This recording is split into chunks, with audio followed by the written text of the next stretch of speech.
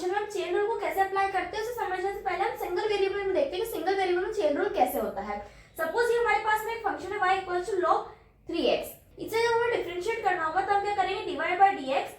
log x का क्या होता है, log x का होता है 1 बाय x। तो यहाँ पर 3x है तो ये क्या हो जाएगा 1 अपॉन 3x। देन अगेन हम क्या करेंगे, इस 3x का वापस से हम क्या करेंगे, डिफरेंशिएट करेंगे, D bye dx of 3x। 3x का क्या होता है, x 1 हो जाएगा तो यहाँ पर क्या बचेगा 3। 3 से 3 कैंसिल होगा, यहाँ पर आंसर क्या आएगा हमारे पास में 1 बाय x। इस तरह से हमारे सिंगल वेरिएबल फंक्शन का डिफरेंशिएट करते हैं यूजिंग चेन रूल, ठीक है। लेकिन अगर हमारे पास में मल्टी वेरिएबल फंक्शन है, मल्टी वेरिएबल फंक्शन मतलब जिस फंक्शन में हमारे पास में दो या दो से ज्यादा वेरिएबल्स होते हैं, ठीक है। अगर हमारे पास में ऐसा कोई फंक्शन है जैसे हमारे पास में z f of x, अगर ये हमारे पास में कोई फंक्शन है जिसमें हमारे पास में दो वेरिएबल्स है और वो जो दो वेरिएबल्स है वो किसी दूसरे वेरिएबल्स पर डिपेंड कर रहे हो तो उसमें हम चेन रूल का अप्लाई करते हैं, ठीक है। देखो सपोज ये हमारे पास में एक फंक्शन है इसमें हमारे पास में x और y दोनों वेरिएबल्स हैं। अब ये जो दोनों वेरिएबल्स x और y, ये दोनों वेरिएबल्स किसी दूसरे वेरिएबल्स पर डिपेंड कर रहे हैं। जैसे x वाला जो u और v पर डिपेंड कर रहा है, y वाला भी u और v पर डिपेंड कर रहा है। इसमें हम क्या करेंगे, इस पर हम चेन रूल का अप्लाई करेंगे। सबसे पहला काम जो होता है हमारे पास में वो होता है फ्लो चार्ट बनाना। तो ये z है, z पे दो वेरिएबल्स है x and y। Then x और y जो दोनों है वो दोनों u और v पर डिपेंड कर रहे हैं, तो ये दोनों u और v पर डिपेंड कर रहे हैं। तो यहाँ पर हमारे पास में इनिशियल वेरिएबल क्या है, सॉरी इनिशियल फंक्शन जो होता है वो हमारे पास में क्या है, z है, और जो हमारे पास में फाइनल है वो क्या है, u और v है।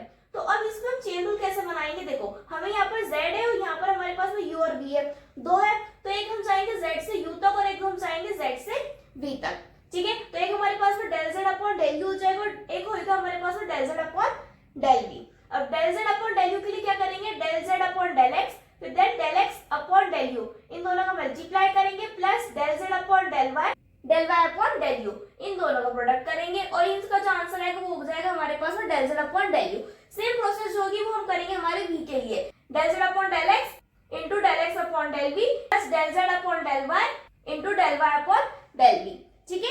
ये होता है हमारे पास में जब हमारे पास में दो वेरिएबल्स होते हैं। लेकिन अगर हमारे पास में तीन वेरिएबल्स होंगे तो भी हमारे पास में मेथड जो होगी वो सेम ही होंगी। ये फंक्शन है जो इसके जो हमारे पास में वेरिएबल्स है वो वेरिएबल्स किसी जो हमारे पास वेरिएबल्स पर डिपेंड कर रहे हैं, तो उसका पहले हम फ्लो चार्ट बनाएंगे। देन हमारे पास में यहाँ पर क्या है, w है, यहाँ पर u भी है, तो हम पहले एक बार w से u जाएंगे, एक बार w से v जाएंगे और उसको इस तरह से ओपन करेंगे जैसे हमने यहाँ पर करा, del w del x, then del x upon del u, then del u upon del y and del y upon del u, ठीक है। पहले हम u के रिस्पेक्ट में करेंगे, देन हम v के रिस्पेक्ट में करेंगे। अगर आपको इस टॉपिक का फुल एक्सप्लेनेशन चाहिए विद एग्जांपल्स तो मैंने इस पर डिटेल वीडियो बनाया है, लिंक डिस्क्रिप्शन में, वहां से आकर उसको देख सकते हैं। और इस टाइप के एग्जाम ओरिएंटेड कंसेप्ट्स के चैनल को सब्सक्राइब करना न भूलें।